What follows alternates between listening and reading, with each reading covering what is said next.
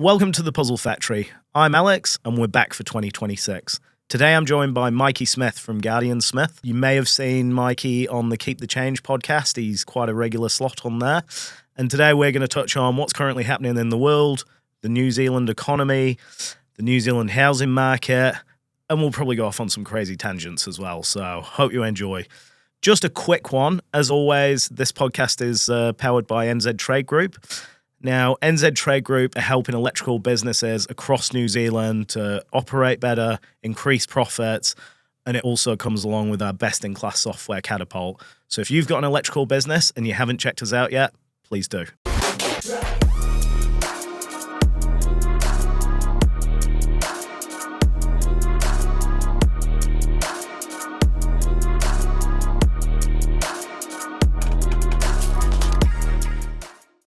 Oh, well, thanks for coming on the pod, Mikey. Oh, good, mate. Very nice of you to say yes. Obviously, I reached out on a bit of a limb. Yeah, where did you reach out?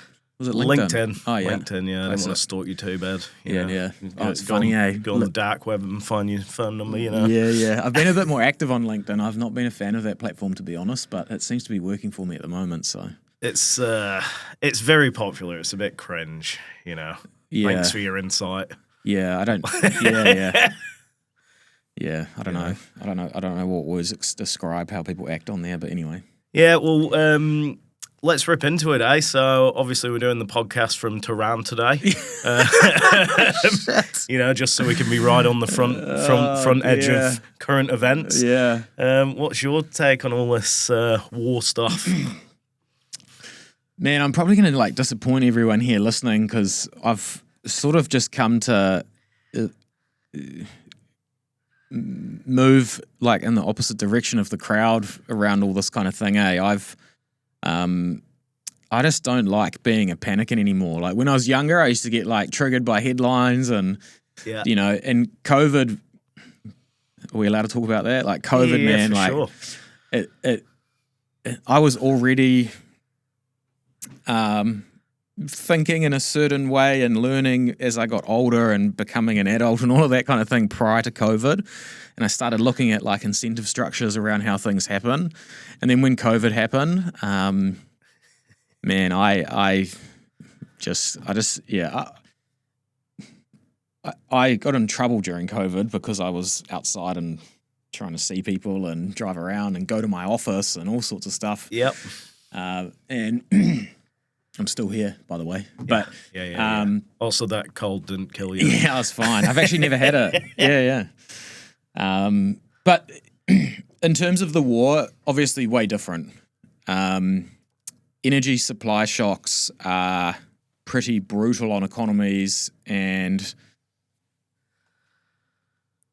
government policy and central banks and how they react and lower interest rates and higher interest rates and try and stimulate things and it's a central bank, the Reserve Bank's worst nightmare because you probably have slowing growth but inflation increasing. So everything's going to cost more because oil goes into literally everything. The buttons on your shirt have oil in them. Plastics. Everything. Yep. Yeah, and we take that for granted, but it's literally in everything. You can go see now certain types are more affected. All of a sudden diesel is more expensive than 91. Yeah.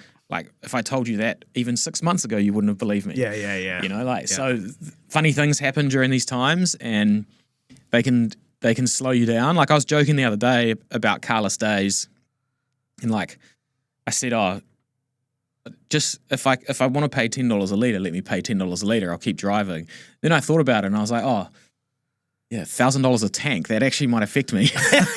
That's pretty choppy, yeah. Yeah. But that would be, that would be a grunty scenario and outcome. But it's a nightmare economically to try and manage as a government and stuff, especially when you don't really have any control. Well, we're not in a great economic situation as a country anyway. No. And then you're going to start getting into more debt by subsidising people. Yeah. I tell you what, there's one positive that I've seen about it. There'll be less people out fishing. So the Hauraki Gulf might recover somewhat with its snapper population. That's about it, Man, you just need to know the spots, man. I know. Get out there on a kayak, eh? Yeah. But no. I mean, I don't want to get into the doom and gloom of it, but it's obviously it's happening right now, and it's had immediate effect. You know, these days I just look at things and be like, what will I feel like about this in 12 months? Yeah, and I think in 12 months there's like two outcomes. It's like still going and it's dragging on, like America seems to do with the stuff that they start, and energy costs are a lot higher, and we have to learn to live with it, or it'll probably be finished and. Trump's up to something.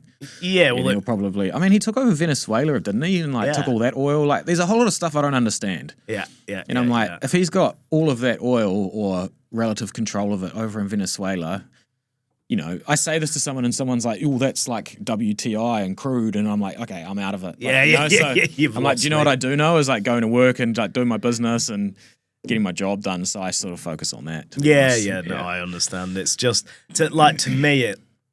And again, I don't have a great knowledge of it, but it definitely looks like a power shift. And for sure. It's interesting the way that like the rest of the Commonwealth and NATO and like Mark Carney and stuff in Canada's trying to rally all the old allies against the US somewhat. Yeah, pretty loose. And you go, he's just going for a friggin' oil grab potentially. Probably take a bit of like heat off resource. the Epstein files. I mean, he's been talking about all of this hard resource stuff since he got in, right? Like it was, we're going to make Canada a state because they've got oil and stuff. And then they did Venezuela, and then they're like, we're going after Greenland next. We're going to do a deal with them. And they're all like these super energy rich nations that he's talking about. Totally. And then Iran starts shooting missiles and stuff, so who knows? I mean, they call it a regime change, but it seems like an energy grab. Yeah, basically. I totally agree with that. Yeah, totally who knows? agree. So. But yeah, it's interesting times. I just thought we'd deal with the elephant in the room because obviously at the time of recording now, it's all kind of going on, you know what I mean? I just think from like boots on the ground here in New Zealand perspective is like you can only control the bit that you're working on, eh? Yeah. And if that means that, prices need to go up for what you're doing, then allow for it, or, figure out more efficient ways to do your job, or whatever it is, you just have to adapt, Yeah, totally. I mean, one of the big problems in our game is over the last probably 3 years, like trades in general, but the electrical trade in particular has seen a devalue of our industry due to price gouging, undercutting, all that shit that's going on. Yeah. So the expectation from, say, a main contractor or even a homeowner is less than what it should be on price. Yeah. And then, like, just this morning, we had a whole load of new price increases on materials come out. I see that all the time in the trades, eh? Yeah, so they're coming up and the expectation's down and it's just squeezing that margin. Yeah. Like, so many people are walking away from the sort of medium to larger scale commercial jobs and stuff at the minute because, very, like, even single digits of margin sometimes on them jobs. Yeah, it's not worth the risk almost. And you've got retentions on them. Yeah. So it's normally like 10% for your first 200,000 and then 5% thereafter. And it's like, what, so I'm going to bankroll the job and then you're going to pay me that pittance of a profit like 12 months after the job's finished, It's a lot of risk to carry and capital. Yeah. Yeah, it's wild, eh? I feel like there's a shift coming in that regard with like all trades though, eh? In what respect?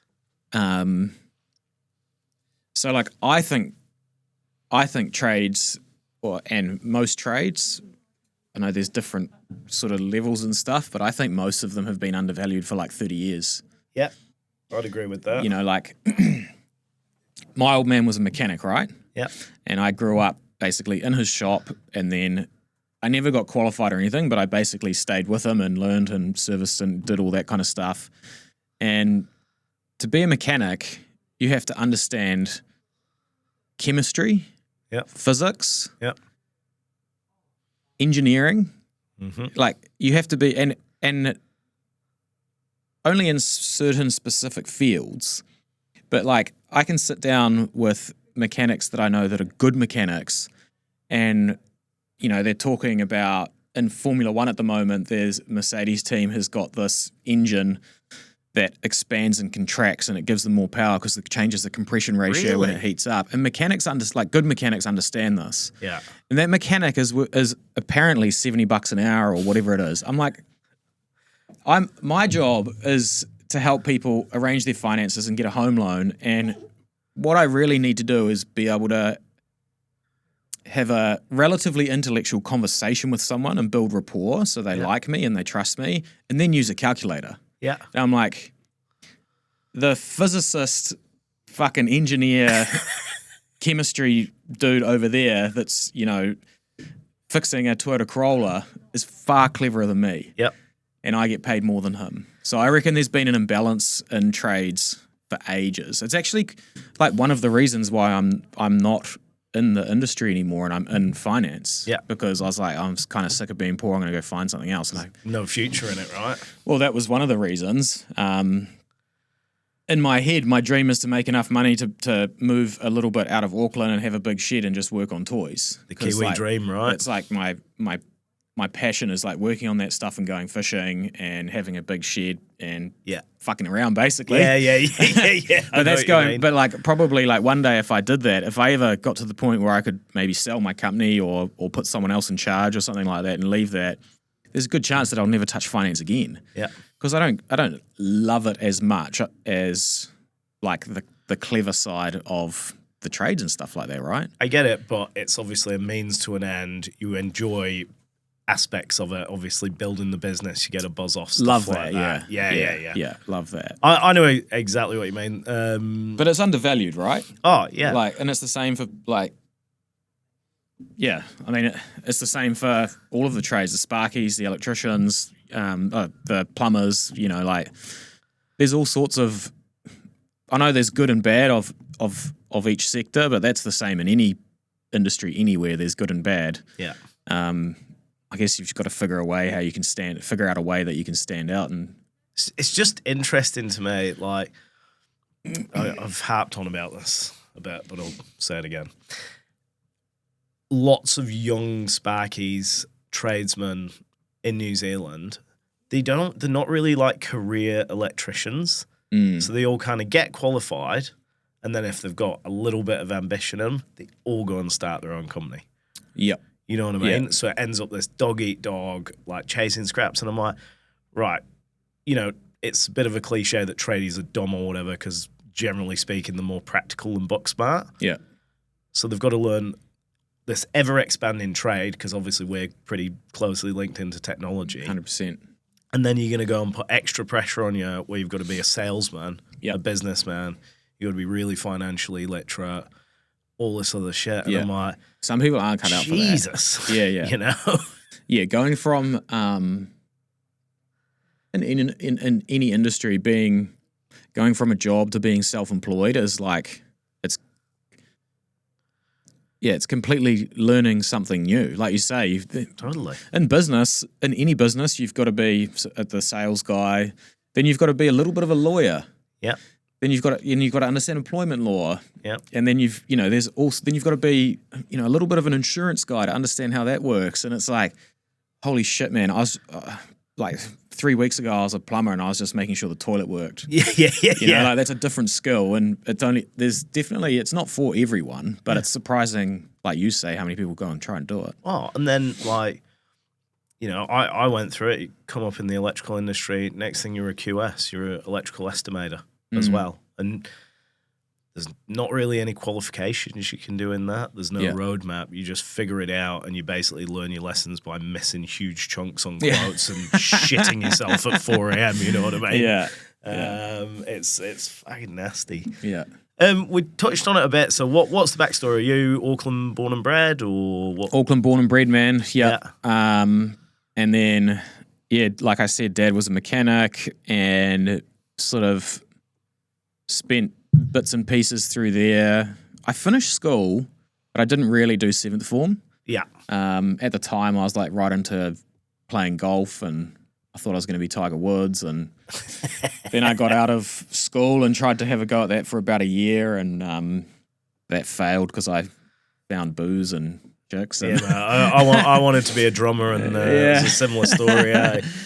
So too much freedom really let me go there, and then I just sort of started working. At the time, my old man had sold his workshop and he'd retired for a couple of years, and then he moved and he got bored, so he thought, what skills do I have? It's fixing cars. So he went and bought like a really small sort of like boutique rental car company. Yeah, nice. And I moved into that basically, and I we started there with like 30 cars and it grew to nearly 200 cars while I was there. And I got heaps of my lessons in life out of that place because I was still young and a bit of a dog.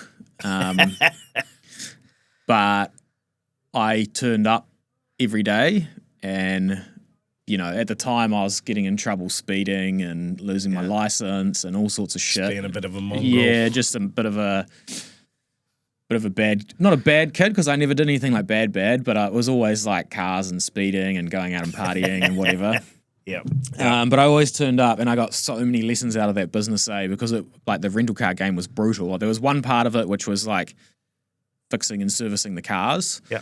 But there were heaps of like business lessons and like people management, having people come in that had crashed a car and like how to handle them and actually like extract money out of them when they don't want to pay and all of that kind of thing. And then like looking back now, you don't really realize it at the time because I just had like money glasses on, but I got some mean lessons. Like Dad let me buy a car and put it into the fleet. So you own that one and you got revenue off it. Yeah. So he was like, right, you got to go find a car. So I found one or we both found one or whatever. And we brought it back and polished it up and cleaned it up and got it all going. And it was an old like Nissan Wingroad or something station wagon. And, it was leaking oil. So we fixed all that and got it all going. And then we put it into the fleet and it was funny because I think at the time it was like a $3 or $4 grand car or something. Yeah. And my numbers was like, $3 or $4 grand car. It will make that in a year of being rented out or in a summer or whatever. And the lessons came with like, there's servicing costs, there's tire costs, there's warrant and rego costs. There's all of these costs. And then if someone damages and doesn't pay costs, you get to the end of the year and he's like, cool, you made like $1,000 profit or whatever. And then looking back now, to be honest, he didn't really charge me for like the storage where we put it over winter. Yeah. He was being nice to me, but he was teaching me a lesson of like a profit and loss. Yeah. And you got to earn a lot of dollars before you take one home. Yeah. And it's like, it was really good teachings, and he was good enough to not put me through too much brutal. And, I was young and I probably didn't have thick enough skin to be like, the car made a loss this year. Yeah. I would have cried, if I had to top it up because didn't have any money. Totally. Totally. So, whatever, all of that kind of stuff. I think I ended up with 2 cars actually, and it was one would pay off the other or whatever, but they were great lessons.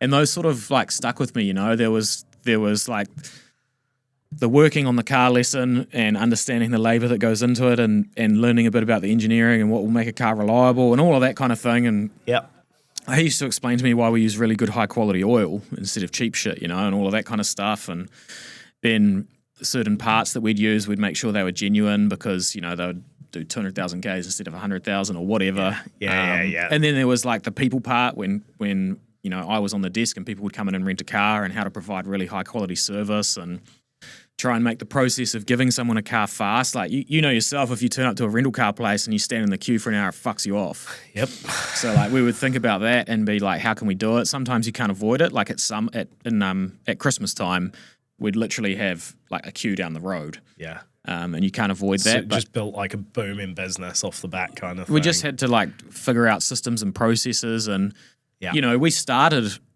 I think they started in, like, 2007 or 2008 in that place, and I was just finishing school. But when they took over, they were like writing out hand contracts. Yeah. And by the end, it was all computerized and there was websites and booking online. And so there was a whole lot of like learnings there that I got from that. And then, he was like, I'm actually gonna retire this time. And I thought about it for a bit and I was like, I don't really want to be here and like it. So they went through the sale and the next guy took over and I was like, I'll stay on for a bit to help. And then that didn't last. So I bounced and then, I sort of stayed unemployed for about 6 months. I'd sort of also been taught to like, relatively speaking, like look after the money that I had so I could afford to so you to could not have do a it. break kind of thing. Yeah. And I had a house and stuff and so I had a rental actually, and I decided that I was like, I was paying this property manager 7% or something, and I was like, oh, that's the next thing I'll do. So that was the spark. Kind of, yeah. So the way that it happened for me to get into the finance industry and the mortgage game was kind of via that. You know, I was off for 6 months. I went away on a fishing trip to Norfolk Island with some mates. Yeah. And I ended up with quite a bit of my mates' fishing gear in my suitcase on the way back. So I got home and it was a Monday night and I was like, I'll just drive around there and drop it off. And I got round there, and in my head, I'm going through thinking I'll be a property manager and I'll buy a rent roll and I can scale that, and just all I have to do is like convince people that have rentals for me to look after them. Yeah. And it like that kind of aligned with like the rental car thing as well. Like I'd figured out how to handle people if someone had damaged a car and they were not keen to pay. I figured that would be the same as like a disgruntled tenant when I'm like, you got to fix the hole you just punched in the wall. Yep. And I'd be able to handle that, right? So I can lean into that skill. But yeah, anyway, going around to my mate's house, dropping off this fishing gear, and their mortgage broker was there randomly. I didn't tell them I was coming. They were having a meeting with their mortgage broker at their house at like 7 o'clock at night. So I turn up and just open the door and walk in because it's my boy. And they're doing this meeting and they're like, oh, we're just finishing up. And yeah, we ended up having a red wine and we just start talking. I start talking with this mortgage broker. Yeah. Asking all the questions that you want to ask. Well, she was also asking me. She was like, what are you doing? And I was like, oh, nothing at the moment. I'm fun employed and think I'm gonna be a property manager. And she's like, oh, fuck that. And I was like, okay, well, you know. And I remember saying to her, like, what do you make? And she was like, oh, $350K this year. And I was like, instantly, holy I was shit. like, holy fuck. Yeah. And I didn't ask any other questions after that. I didn't ask how long you've been in the game. You were just like, I'm in. I was just like, if someone can make $350,000 a year, I will do anything to do that. So I'll slit your dick. Yeah, I was blown away. Eh? So I took her number and I just basically pestered her. I went and got my qualification. You know, she told me you need to become a financial advisor, and I didn't even know what that meant. So I was like, Googling and trying to figure it out. And there's 5 different like types of financial advisor you could be. And and then she ended up giving me a contact of the company that she was working through, and I went and met with him, and yeah, that was it. Rest is history. So that's a cool story, man. Yeah, well, interesting. The other part, the funny part about that is like, I didn't make $350 in my first year. I was just about to ask you that. How long did that take? Yeah, it took a few years. Yeah, so when I had met this girl, she'd been in the game for 7 or 10 years. So were you loan market? Yep. Yeah. So it was Megan Wilton was the advisor that I met that night, and then she introduced me to Bruce Patton, and yeah, they took me on, luckily. And I just like, I don't know why, I just had like so much will and desire. But yeah, they obviously saw that. And just driven, eh? Yeah. So there's a lot to be said for that. Just like, man, I've run my whole life on it. Yeah, brute determination to get shit done and be better and make money, you know? Yeah, and then, just, it also like, it also helps you when you don't know what you're doing because you just like have to work it out. Yeah, you figure it out. Yeah. Yeah, 100%. And I've done that a lot. And I think that's such a confidence builder as well. Like, you can learn all the knowledge you want about anything, but once you learn that you can go into a situation where you're lost and figure it out, that really gives you some confidence behind you, you know, because then you get to the point where don't get flustered anymore, particularly in situations, because you're just like, oh, I've done it before, I'll figure it out, give a shit. Yeah. You know what I mean? And you're not scared to ring up and ask people for help or get information out of other people, you know, and you just bloody get it done. Yeah. Right.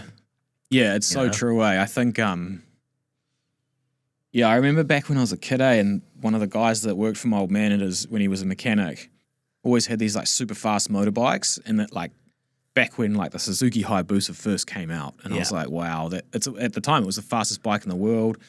And he went down the road and showed me, and like, you know, back in the day, you know, 250 and stuff was sweet down a quiet road, you know, and I watched that and like watched 250 on the back wheel, and I was like, wow. And I'd be like scared of it. I remember talking to Dad, and I was like, can you ride it? And he's like, yeah, I can ride anything. And I was like, yeah, but did you see how fast it goes? He's like, yeah, but you can just have a go at anything. And I'll never forget like that part, because you don't have to like do the 250k on the back wheel, but you can have a turn. And eventually I grew the balls to like get on that bike, and he let me ride around the car park. And doesn't mean you go full throttle and rip it and like kill yourself, but you still jumped on it, right? Have a go at everything, eh? Yeah, have a go at everything, and just if you approach anything, like I'll drive.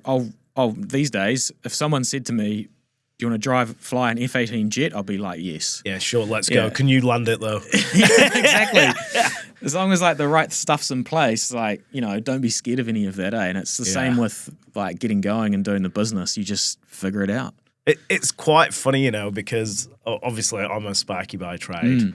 But when I was a kid, so my mum worked for Yorkshire Bank in the UK for years and years and years. So one of my first jobs was cashier at the bank. Yeah. And that taught me a lot. Yeah. Because I was like 15 years old. I've got £30,000 in my till or whatever. Yeah. And you're dealing with people's money. Yeah. That'll teach you customer service real quick. Yeah, yeah. You know, they're coming in, like, especially we were in small towns up north and stuff, so you got like drug dealers coming in trying to launder money. Really? Oh, yeah, like I served this one dude, he used to just come in with all this cash, like every day pretty much. And his front was a video store. Yeah. And I was like, yeah, cool. And he was a bold dude. First time I served him, he pays in all this cash. And I'm like, this is sauce. Yeah. Paying in or whatever. And then he turns around and he just had "fuck off" tattooed on the back of his head. Oh, shit. Cracker. He's a friendly lad. Yeah. Oh, man. But yeah, from a customer service point of view and just learning how to deal with irate or difficult customers, bloody amazing, eh? Yeah, it is. It's a good lesson, eh? I reckon some of that stuff, like I look back now at the rental cars, getting, like I would never do that business again, but getting that access to, I don't know, that customer-facing type business when you're really young. Like prior to that, growing up, I worked in a supermarket and stacked shelves and did all that kind of thing. Yep. You'd talk Same. you'd talk to customers, but it was different being in the rental cars where you could get someone that's disgruntled and you had to manage it. Like that's a completely different thing. For me, customer service is basically one lesson. Yeah. Whatever the problem is, whether it's your fault or not, you take responsibility to get it fixed. Yeah, yeah. You know what I mean? It has to be sorted, yeah. If you do that and the customer knows that, and you tell them, look, whatever we do, I will take responsibility for this and come up with a resolution, happy days. Yeah. You know what I mean? I think the worst customer service ever is when they pass the buck. So I just had a rental car nightmare a couple of weeks ago. So my parents are over from the UK. So go and get them a little bubble car or whatever to run around in while they're here. Anyway, when they picked it up, crack on the windscreen. Yeah. So I go, there's a crack on the windscreen. You want to give us a different car or what? No, the cars. So I said, are you sure that isn't going to get worse, causing any problems? No. Anyway, my parents come around like 3 days later. It's now 2 cracks and it's like spread across the screen, 300 mil or something. Anyway, so we take it back. And they're fucking playing silly buggers, you know. Oh, well, we can get you a car in 3 days, but you're going to have to drive to Auckland Airport to pick it up. You know, we're in, like, up the coast, like, front of Roa. Won't mention the company. So, in the end, my mum, like I say, she used to have a pretty high-powered job, but she's also about 4 foot tall. Yep. So she's, like, head above the counter. This is not acceptable. Like, da-da-da-da-da. Anyway, they sent somebody out, went and got him, like, a massive upgrade on the car, so they're in, like, a luxury sedan kind of thing, you know what I mean? And job sorted. But probably 2 hours of mucking around. Yeah. You know what I mean? That's the way, eh? And they sorted it in the end, but it still goes, would I go back? Yeah. You know? Depends how it's handled, eh? Yeah. I'm not too bloody sure. So, obviously, now you're running a pretty bloody decent mortgage brokers there, eh? So how many sort of staff have you got going on and all the rest of that? Mortgages and insurance, And insurance, okay. I don't know the number. I think there is about 30 mortgage advisors and 10, 11 insurance advisors, but there's always like 5 or 10 in the pipeline that are looking at joining. Yeah. And then we've got a few full-timers. and like a bookkeeper and stuff like that. So I think the headcount of the total company is closing in on 50. Yeah. Yeah, It's just starting to get pretty large. Yeah, so how long ago did you start the business? Yeah, technically we opened the doors in April 2022, April 1st. Yeah, that's some growth. And we got our first person other than me that September. Yeah. So it took me like 6 months to get my first person. Yeah. The next year we ended up with about 8. And then, yeah, I mean, the biggest growth that's happened is probably over the last 6 to 8 months, to be honest. I've put like a lot more effort into it. It took me a long time. Like I was talking about earlier, like when I was growing something, I was basically running brute force. You know, the company was making no money, so I had to be a mortgage advisor as well and make money. Yeah. And then all the money that I made as a mortgage advisor, I went back and put into the growing and the building the foundations and the systems and the infrastructure on that side. Totally. So I was not making any money. And then we'd you know, I'd have to hire people, and eventually I became not a mortgage advisor, and now my full-time job is just working on the company, and we have a lot of mortgage advisors, and yeah, it's changed now. It's starting cliche, working in the business working on the business instead of in the business. It basically took me 4 years to be able to get to a financial point where I could work on the business. Well, you're an overhead, aren't you, if you're working on the business? Yeah, yeah. So it was, I mean, kind of wouldn't recommend it to anyone, eh? Like, it's pretty brutal. Bit of a shit time. Oh, well, I just like, basically all these, what do they say about revenue versus profit? Like, basically all the revenue looked amazing and it was all just going back out, you know? So, you know, million here, million there. It's like my lifestyle sucks. Yeah. You know? And it's like, it's kind of, is it worth it? Like, it's only just starting to look like it is now. So, but I think there's a tipping point, right? And especially when you're going through that exponential growth that you've been through. Yeah, it costs a lot to grow, right? So you much, keep feeding it. Yeah, I think, when you try and do something a bit bigger than average, and then also try and grow a brand and a name, and you know all of this stuff, I mean, then you start to feel when you get to a certain size, then you're like, oh, we better make sure like everyone's part of the culture because the reputation's important, and there's so many like spinning plates, and and sometimes you like throw money at shit to make sure that it keeps going, and then you learn your lesson and you're like, oh, I shouldn't have done that because that's 20 grand I'll never get back. And shortcuts. So yeah, it's been like a pretty brutal ride, but it's like it's nicer now. Yeah. Totally. And only just recently in like the last few months though. Yeah. And you know, I guess only you know what it took from a mental fortitude kind of thing, and brutal. And like being disciplined, being motivated, all the rest of it. Because people look at it and go, "Oh, you did all that in like 4 or 5 years or whatever." But you know, I bet it was hell at points while you're going through it, and the stress and the uncertainty and all the rest of it. You know. Yeah, I don't even know how to like explain and put into words what it's like to go from making like a really big income back to zero, and then just trusting that it will work. Yeah.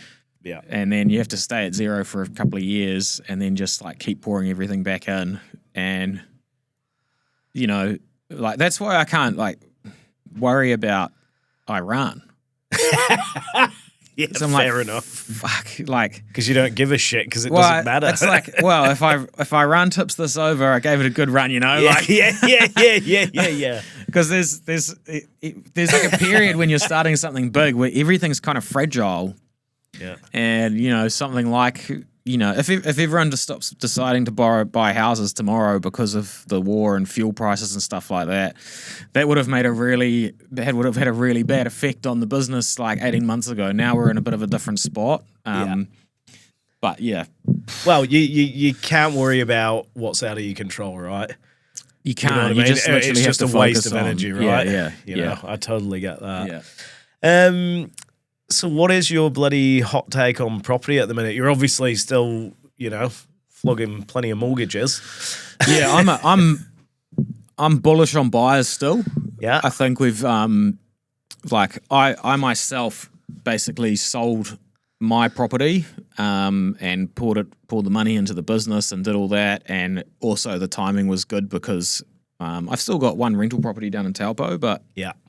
I had a portfolio of 4 at one point and sort of exited that because the COVID crisis money was just stupid, so that worked in my favor. Yeah. But I'm bullish. I'm still bullish on buyers. I'm not bullish on the market as such. I think there's just so much stock and lots of rubbish stock, but there's good deals still out there. You know, election year, everyone's scared about petrol. Like, those are all good things for buyers. Problem is, buyers go and sit back on their hands. But in terms of the market, I don't think there's going to be like a big uptick in values for the foreseeable future. No, I mean, I guess I'd thought about it before, but I'd never really heard it put like this. But when I had Luke on last year from Keep the Change, he said, so I'm still interested in, is property a viable investment still in New Zealand? So like either rental portfolio or just like flip in or just climbing the property ladder. Yeah. And Luke said to me, property is now wealth storage, not wealth growth, essentially. Yeah. Would you sort of, are you on the same page? I'm probably a little bit different to Luke in that regard. I think that there is room for being a property investor, like a long-term rental holder, but the days are gone of just deciding to be that person. Yeah. Like, now you have to be a professional. Yeah. Now you have to be good at it. You have to know how to find a deal. You have to understand the true expenses. You know, like when I bought my first rental property, I was like, you know, the mortgage is $200 a week and the rent is $200 a week. That's it. It's covered. Like, that's what I looked at. Like, that game's over. And then I'd look like, you know, the fucking man in 5 years because the value of the property had gone up double. Of course. And I'm like, I made $200,000, and you just feel great. And whatever the stuff is, like, those days are long gone. Yeah. Doing your numbers and understanding your numbers, understanding, you know, if you go and look at council rates now and say they're $5,000 a year or whatever for the house you want to buy. Yeah. You also have to think about over the next 10 years if they grow at 5% per year. Yeah. Because that makes a big difference in 10 years, you know? So you've got to do your numbers on that. And then you've got to think, will the rent grow at 5% per year? Because the last 2 years it hasn't. Not. So what do the next 10 years look like? All of that to say it's still on, and it's still, you know, it's a financialized asset and it's leverageable. So until that changes, I think it always will be, but you've got to find the DLA and do the numbers. So you've got to be a pro at it. Yeah, I totally agree. Like, I guess growing or through like my 20s and stuff, I always saw, because obviously I'm a tradie. Yeah. So I was like, I can flip houses, develop stuff, build a rental portfolio, whatever. And then when I finally got to a financial position where I could buy a house, I was like, no. And obviously I'm not an expert, but I was digging into yields, how much capital it'd be to buy a commercial property with better yield, all that stuff. Yeah. It's just not worth it, eh? Just, you know? Yeah, and it depends what your... I think you buy a house because you want to own your own house and your own little piece of New Zealand. Yeah, I reckon there's two parts. I think that owning a house for yourself, the owner-occupied property, I reckon there's actually going to be... That's like wealth storage, but I think that's also going to be where a lot of the value comes. I reckon we kind of like overbuilt shithouse townhouses. Yeah. I think like who the fuck wants to actually live in those? We only live in those because, you know, you would only rent one because that's what you need to pay for rent, and you would only actually own one as an investor if the numbers stacked up, which they don't now. Nope. Or you thought that if you're buying it off the plans, that if you're paying $700, it's going to be $800 when it's done, and that doesn't happen now either. No. So we've basically just created like slum ghost towns, which is a fuck up with no car parks. You know, took the words out of my mouth. I was like, we're building future slums, and it's not fucking Kiwi either. It's not New Zealand. It's not the way. Nah. I mean, New Zealanders live. All the commentators and, you know, economists and stuff talk about how we need to like embrace apartments, and like it doesn't matter if the market doesn't want an apartment. No, totally. You know, like if people don't want to live in an apartment, build as many as you fucking like. They'll be empty. Yeah. Like, it doesn't matter what you price them at. Eventually, something can be cheap enough where it makes sense. But it's like, if people don't want to live in apartments, then they won't. So and it's a culture thing, right? Yeah, it is. And I think if you want that city living, Yeah. you want to live in a big city type thing, have the apartment, have everything going on around you. Most people would choose not to live in Auckland because while New Zealand is an amazing country, its cities aren't kind of the drawing point, are they? It's the countryside, the beautiful, places we have and everything. So I think most people who want that apartment city living are in Aussie, or they've moved to Europe or the States or whatever. You know what I mean? I think the only selling point, which is why I think the owner-occupied home is where the value's going to be, or where the value can increase, because I reckon people are going to start, well, it's already happening, slowly leaving cities and stuff like that, and the ones that can afford to will go and pour their heart and soul into the place where they live and make it better and beautiful and more valuable and enjoyable, and it's their sanctuary, Yeah, absolutely. I think with like the shitty townhouses, there's some pretty poorly built new builds as well, just spec houses. It literally got to the point where if a client of ours, who we're doing a mortgage for, was buying a new build off the plans, and the banks have all the rules, right? You only settle and we give you the money once we've got title and code of compliance and whatever. I'm like, go get a building report. Yep, totally. And they're like, why? It's brand new. And I'm like, fuck, honestly, the shit that I've seen. Oh, yeah. I don't even know how. Yeah, anyway, I don't want to like rip on it too hard, but some of it's just dog shit. Oh, yeah, totally. And it'll be a minority who are doing a bad job, but again, it comes down to costs and trying to turn a profit. And I've seen people like getting an underslab passed the day before the pour and then pulling all the insulation out and putting it on the next one. Yeah. Shit like that. It's friggin' wild, mate. It's interesting. It's pretty bad out there. Yeah. That's just interesting. Obviously, you're pretty in touch with the property market, so I just kind of wanted to get your take on that. Yeah. I reckon it's getting like, there's, the downside risks are like uncertainty, eh? Yeah. So there's two types. In New Zealand, the whole world's volatile and whatever, but in New Zealand, we've got one side of the government that will change, or we believe, or there is a narrative, we don't know exactly, like policies haven't been released, but there'll be like capital gains tax. Everyone thinks that they'll bring that interest deductibility back in, which when it got introduced originally and interest rates were 2%, it didn't make a big difference. As soon as they went to like 3 or 4, people were like, holy fuck. Yeah, massive difference. Yeah. But then, like, let's say, I think the election's in November, and you're unsure of whether there'll be a capital gains tax on November the 8th. Yeah. After the election on the 7th, how do you price the house you want to buy or figure out what you're going to offer on November the 6th? Well, everyone just stops. Exactly. We're going to have a hibernation period from midwinter, July probably through to it's so frustrating, but it's also like the financial side of the financialized part of the housing market is up against it because it's uncertainty. Now it's uncertainty with interest rates too. There's all sorts of things that you have to calculate. That's before the uncertainty of like what insurance is going to cost in the next 5 years, what electricity is going to cost, and what council rates is going to cost, and it's battling against that, eh? Well, I think is a hell of a wave coming at you. Just to bring it back to the war again. Yeah, I think. Obviously, if it does drag out this thing, it's going to affect inflation massively, isn't it? Just because the cost of everything's going to go up. So I have this argument quite a lot with people within the trades. Yeah.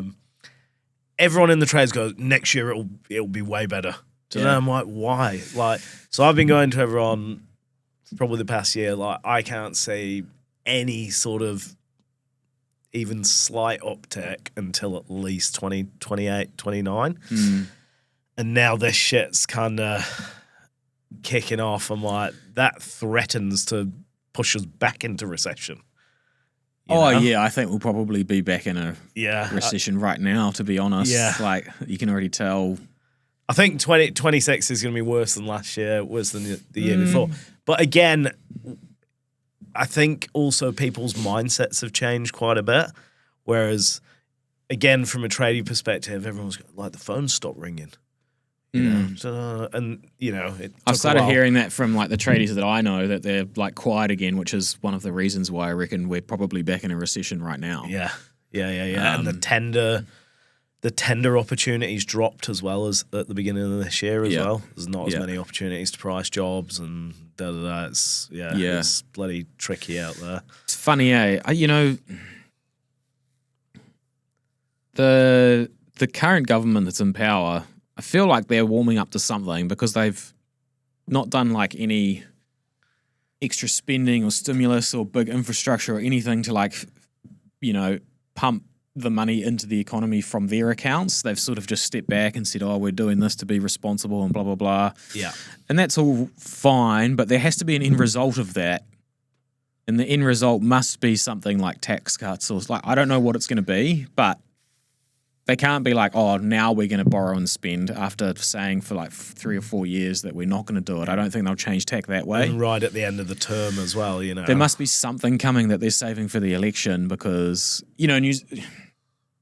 I'm almost like a libertarian. I want to be left alone, and I think like the private market can always work everything out, and I back human ingenuity, and I just think like we're such incredible creatures that we can adapt to anything and we can work it out. But the New Zealand economy is basically a socialist economy, and the way that the government is such a big size now, it actually has to work with the private sector, and for it to feel good and to grow, they actually need to spend too. And it's funny because like all the what I call the old guard, like all the boomers and national voters, they talk about like the national debt and all of this kind of stuff, and like the way that the economy works is like it needs to take on more debt. If the government takes on more debt, that flows into the private sector wealth. Yeah. Because the more that they borrow, the more that goes through into the system and it goes out to the private sector and everyone's feeling better. And, that's not a bad thing if there's some value being passed through on the way. So, like, it's a bad thing if they borrow $1 billion and open a centre for everyone to go and meditate at. Yeah. Because I see this shit all the time with any revenue. Fucking speed bumps and all this fucked up shit that's slowing down traffic, all of this non-valuable stuff that they waste money on. But if they do borrow and do stuff that can make the country better, one of the most surprising things I saw over the last couple of years was like the Auckland mayor talking about making a surf park in Derry Flat, and I was like, holy shit, that is so cool. Yeah, because that will get used. Totally. And they're going to have a hotel there, a full shopping mall, you restaurants. don't need fucking millions of dollars worth of consultants to give you a forecast on like how many people might turn up. You can just look at that and be like, that's actually quite a good idea. It is. You can feel it. They were going to put a data center in there as well. I heard, and have the water from the pool cool the servers and stuff, which is... I think he's an engineer, by trade, or used to be or something, so maybe he thinks a bit like that. Because they've been going on about that for a couple of years, so we'll say... This is the other problem with governments, right? It's all talk and, Well, I think there's a fundamental problem with a 4-year term, personally. I don't want to pass comment on parties and all that. We're not getting down that road, but like they basically get into power. So it's a popularity contest to get into power. Yeah. We know that there's a trail of money that actually controls the big decisions that are being made, and these guys are just putting on a show for us, essentially.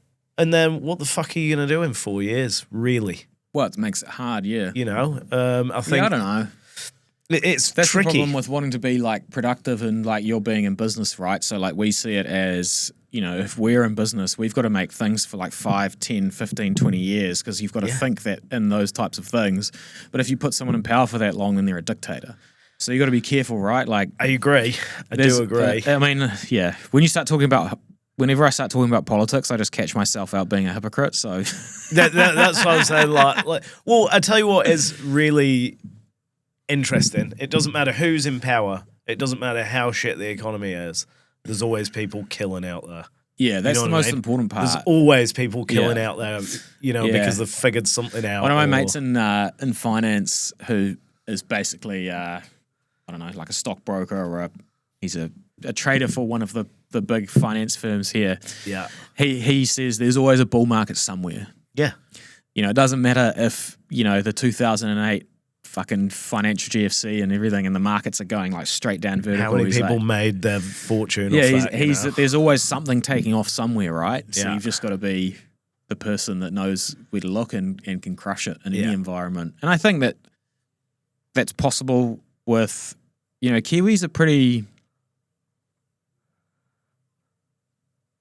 Like most Kiwis are like pretty common sense based and relatively knowledgeable and stuff like that. And sometimes we forget that we're kind of made of like hard graft and can get shit done. And sometimes we just forget to lean into it, eh? That pioneer mentality, There's a bit of that, eh? I definitely feel like in Auckland it's been lost a bit, but when I go down the South Island and stuff, I see it all the time. Yeah. Or go up north or whatever. I'll just figure it out.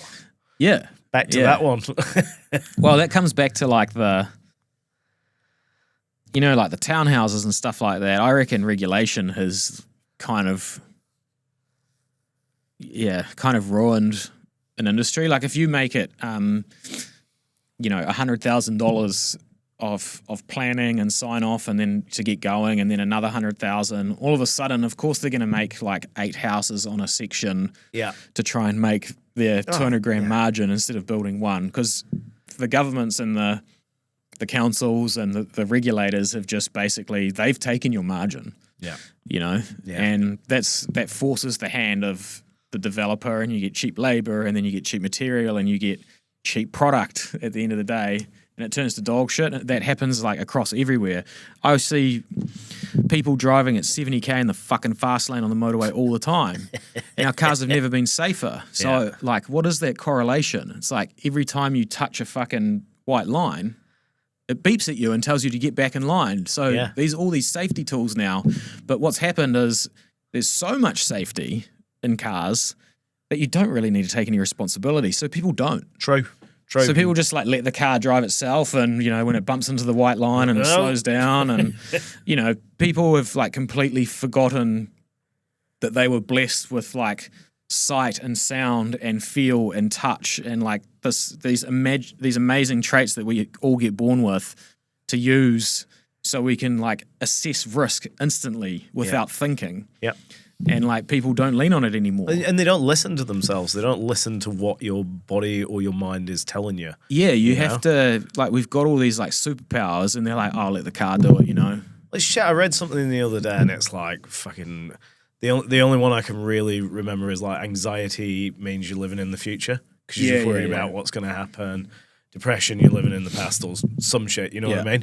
But the signals, right? Yeah. And people just go, no, that's a condition. I've got that now. Yeah, rather than listening to it and go, what is that telling me to do? But it's come from the government. Because, like, you know, a really good builder and a bunch of tradesmen that are building a house, if they're really good and they do the right thing, they don't need to give the council 200 grand or whatever to do it. They'll just build a good house. Yeah. You know, like, do you reckon that Toyota could build an okay car that drives properly without fucking beeping shit? Like, I'd probably say so, yeah. Yeah, like that's just like that's just no governments, mechanic, but you know, governments implementing rules saying that they have to do that shit. You know, like it's just bureaucracy and revenue. Yeah, it's just bullshit, man. And it, unfortunately, I think it's actually getting to this weird point where it's like conditioned humans to forget that we're capable of doing shit ourselves. This is a pretty interesting point. I hadn't thought about it to that depth before, but I think yeah, I'm a bit of a weirdo like that. Sorry, mate. No. Totally makes sense. So what's this? This is kind of triggering something in me. So there's a company who began up the coast in fucking Pro called Hopper Construction. I think been around for years, doing massive like marina developments. They're about to do, I think it's Hobbs Estate up at Gulf Harbour and stuff. Anyway, I was sort of having a gaze at the website just out of interest, and I found their grandma or great-grandma wrote a book called Hopportunity. Whoa. Round words. This is already a cool story. So, yeah, I know, just from the name, eh? Anyway, she's called, this lady was called Edith Hopper, I believe. Moved over from Yorkshire in 1927. Wow. Her and her husband had like just got married, I think he'd been in the war or something, in the First World War and whatnot, come back, moved to here. And they kind of moved around. They did a bit of time in the city, bit of time in Cambridge, like living with families and, you know, just helping around the house or working on the farm or whatever. Long story short, they were in West Haven. They got the opportunity to come and take over the Ackles Bay post office. Wow, yeah. Back in them days. I won't spin you the whole yarn, but it was like such a pioneer story. So they're from the UK, they're in a new country, it's back in the day. It took them 6 hours by ferry then car to get from the city to Ackles Bay. Jesus. So like back in the day, and this is them just going having a look at it to see if they like want to take it on. So like East Coast Road at that time was like just a mud track, and they were having to like stop every couple of 100 meters, go and like snap pine branches off and stuff to lay in the road for traction. Anyway, they ended up getting whatever money they could together, going up there, and they became real pioneers up on the coast and kind of that's really cool, integral in building up like Silverdale. Yeah. But they had to do everything themselves. They just had to figure it out. Yeah. Make everything themselves.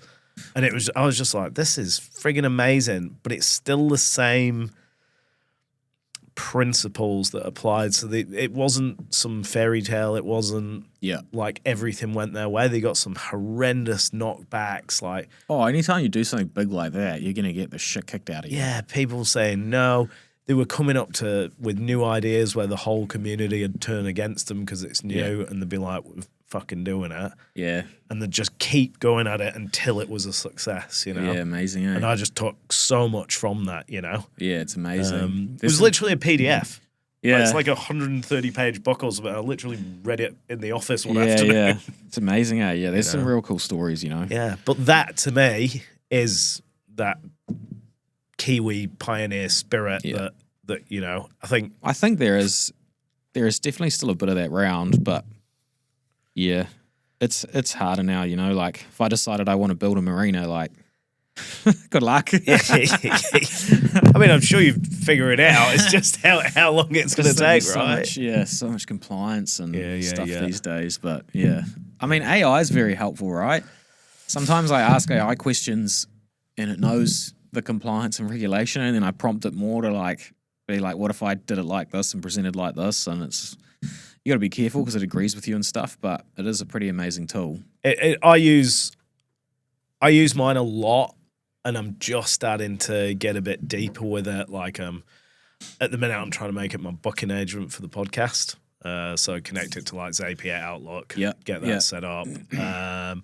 So it's still baby steps for me on that automation side of stuff. Yeah. But I just bounce shit off it all the time. Like I talk to my AI's chat's called Frank the Bastard.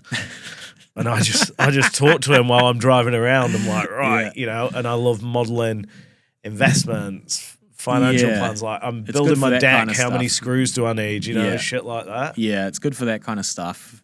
Yeah, I don't know how many tradies would be using it, but there will be ways that you can, like you say, like working out how many screws you need. Oh, dude, there's people who are interested in it, but for me, the initial, I guess, appeal of it, and I had pretty limited knowledge at the time, was like feeding plan packs and specs and stuff into it.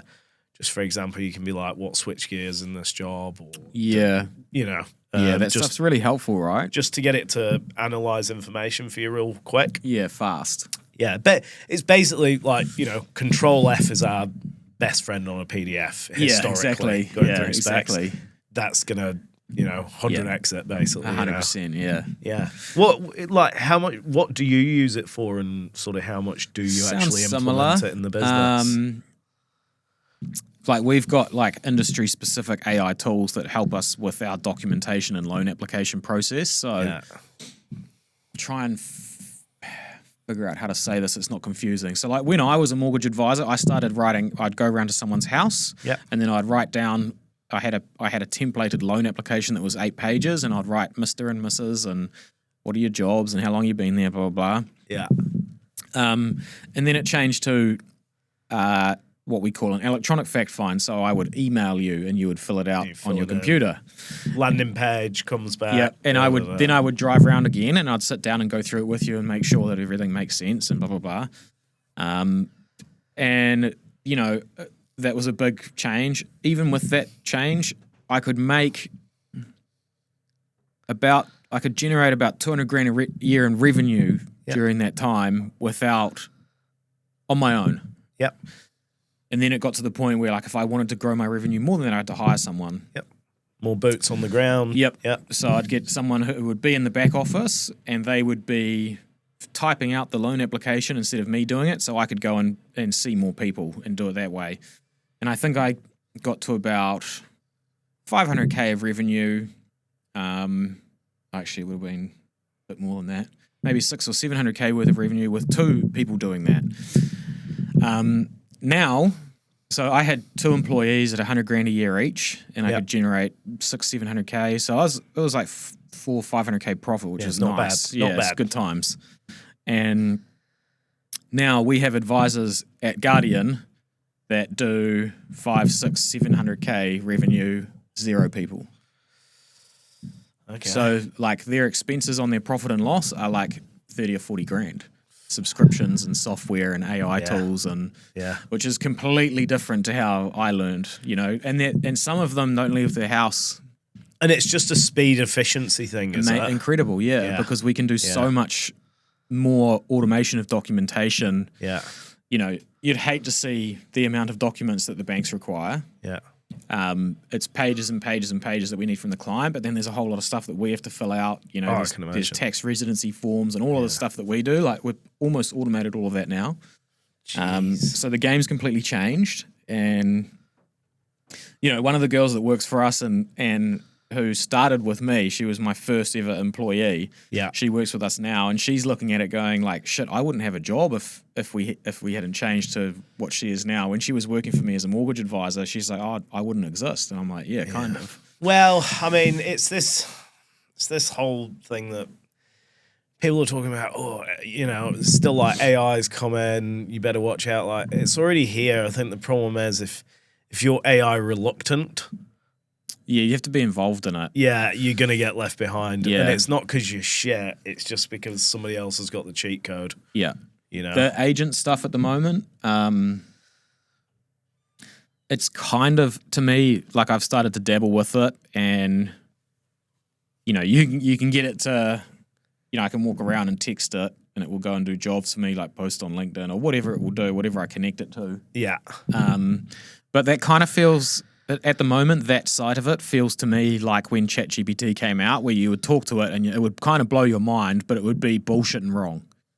And that's the same at the minute. I think the agent stuff's at that level at the moment, and it's probably in 6 months or a year, it's going to get better. And it just gets better the more it learns about you. But I think if you learn the setup now and you're learning... Yeah, you kind of have to stay in touch. That's the problem with it, is you have to kind of learn it a little bit. You know, like I want it to be able to book my calendar, and if I text and say, you know, the call I just had, put that person in for 12 p.m. tomorrow and send them an email or whatever and make it a Google Meet or whatever. It needs to be able to do all that for me, but it kind of needs to do it off the phone call that it just heard. Yeah. You know, not me texting it and then being like, no, that's wrong. You need to make it a Google Meet, not a Zoom or... Yeah. And sometimes fixing that stuff is longer, eh? So it's not, for me, it's not there yet, but I can see its value is coming down the pipe at some point. Do you use one AI for your company? So, for example, like, as I said, mine's called Frank. Yeah. Do you have one for the whole company or does everybody have their own? No, everyone's got an individual. So like at Guardian, we basically have got like the maxed out package with Google. Yeah. And that felt like it was a losing bet until about 3 to 5 months ago. And then Jim and I just came out the gate and fucking smashed it. So I'm happy that we did that. And the tools in the back end, like Google's terrible at marketing, eh? Like the stuff behind, you know, they don't tell you that they've got this SEO's stuff. On its way down, man. Wow, they're like, you know, I'll just see like a YouTube video being like, oh, this new tool that Google released and it's amazing. And I watch it, I'm like, holy fuck, that's cool. I need to go get that. And I go into my Google, I'm like, oh, we've got that. Like, they don't even tell you that, you know, they've released it or whatever. Yeah, no, absolutely. Because I don't know, I've just got this idea, which, again, it's probably due to my limited knowledge comparatively of AI, but like, if I got the whole team here who do one job and we just had one AI or one ChatGPT account, essentially, and then it's getting fed all that information from everyone, does it then become almost like a hive mind for your company? Yeah, it's an interesting thought. I'm like, the more people feeding it, does it exponentially then get smarter? That's where I keep going to. Yeah, you can probably do it. Like in our industry, we wouldn't be allowed because we're dealing with confidential information. That makes sense. So like the advisor has a responsibility, the individual has a responsibility to keep everything private. Yeah. But yeah, there's so many, like in a personal capacity outside of work, I've been using this one called Manus, which is basically like but it's cool for building, like, I found it's best for helping me build like landing page websites or presentations, like slides. Yep. I can't believe how good it is at that. Like visual stuff. Yeah. Okay. There's another one called Gamma, which is Manus. Manus. They just sold. They were going good. They just sold to Facebook, to Meta. Yeah. A couple bill.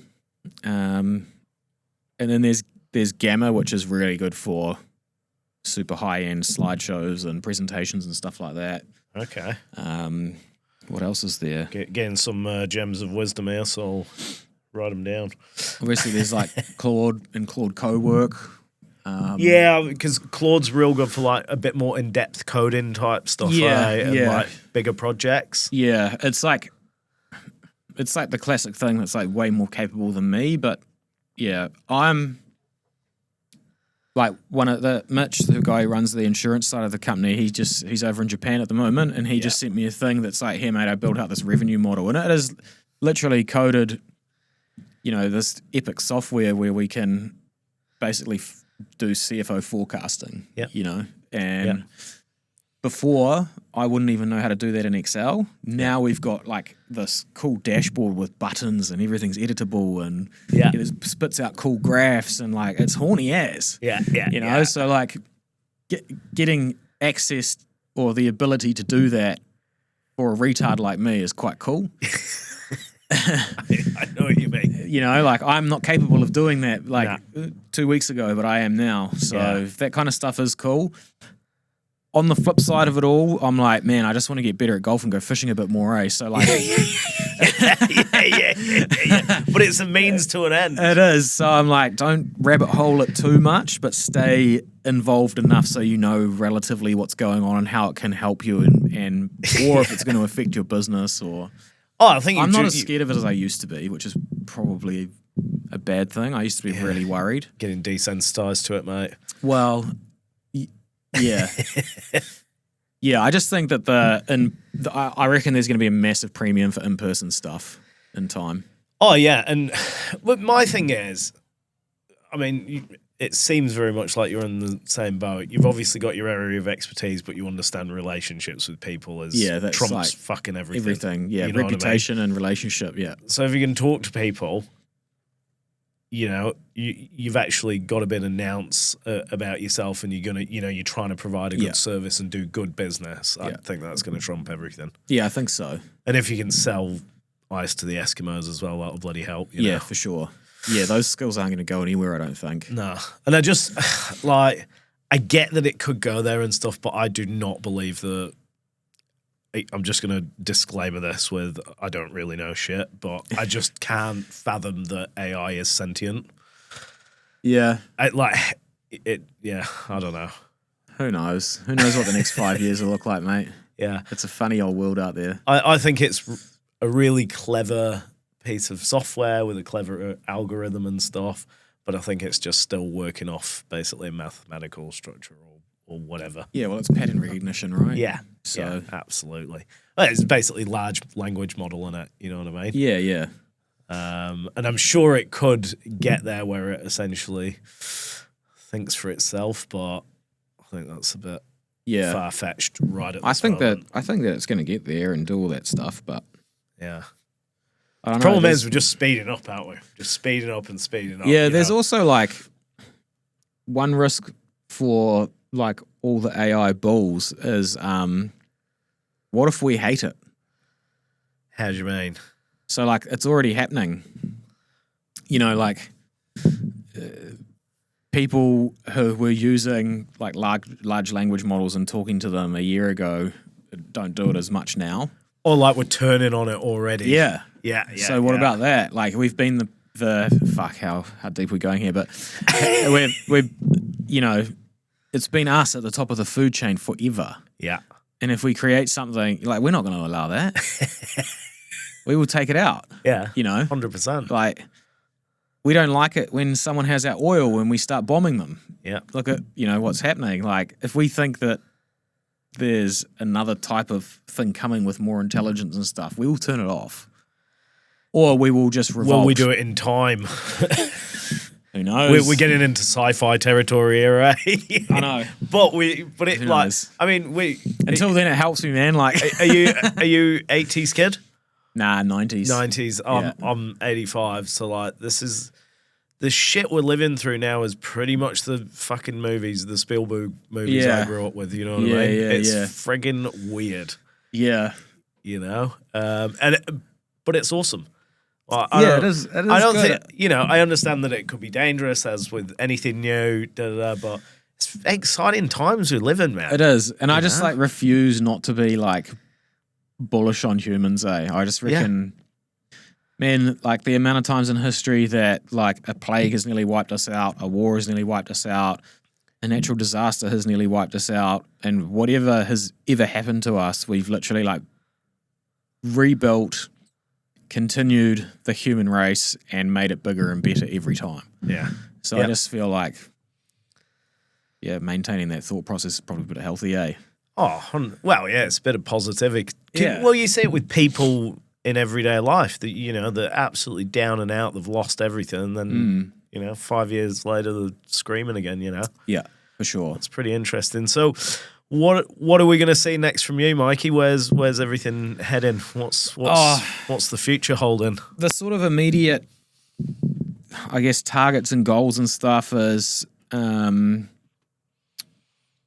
like 75 people at the company was always like a sort of a number that I had when I started forecasting out what everything could look like before I opened it. So that was a number that I had at the start. Now I want a bigger number, but that's the next target. So that's what we're chasing down. We've just outgrown our Christchurch office, so I've just taken on a new lease in a much bigger building, and we move into that in April. So I've got to head down there at Easter and help fit that out and get it kitted out and make that a cool place. And then, I don't know, man. I just make it up as I go, eh? Just see how far you can push the envelope, eh? Yeah, I've like sacrificed a lot in my personal life and personal finances, and like I live in a rental. I drive nice cars, but like today I turned up in a Yaris. Yeah. So nice cars. I don't have a boat anymore. Like I literally like poured everything into this. So the next 2 years for me, now that we're becoming like profitable, is to like get something back for me. So in my personal life outside of the business, obviously we'll double the size of the business from where it is, but there's like family, like the missus wants to be a mum, which is cool. And then we've got I want a boat and I want a house. So I'm going to go and buy a house. So like my job over the next year or two is to find somewhere for us to live. Yeah, nice. And buy it and own it. Yeah. Well, there's a couple on sale at the minute, mate. I know, that's why it's quite good looking. I'm real fussy though, eh? I'm like, pool, sea view, 8-car garage. Yeah. Not asking for much. 2 mil. Yeah. And it's got to be on this street. Yeah, exactly. So I'm going to have a hard time. Oh, no, bloody good on you. So, I've got heaps on, like, personal side. And then, hopefully just keep pushing and grinding and growing the business. So, yeah. Cool. Yeah, cool, don't really care about what governments in power have got shit to do, eh? No.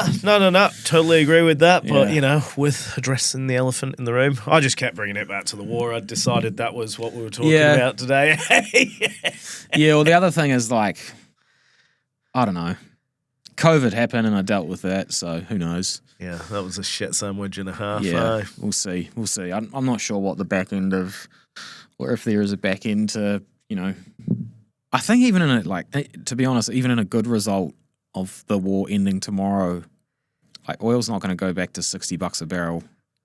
Takes a while for that stuff to, in a year's time, a good result would be 80. So it's still going to be expensive. So you just got to figure it out. Oh, yeah. And it's always going to have ripple-on effects and take fucking ages to calm down anyway and whatever's going on, eh? Yeah, it's a funny one. So we'll see. Yeah. Who knows? I've got shit to do and plans and...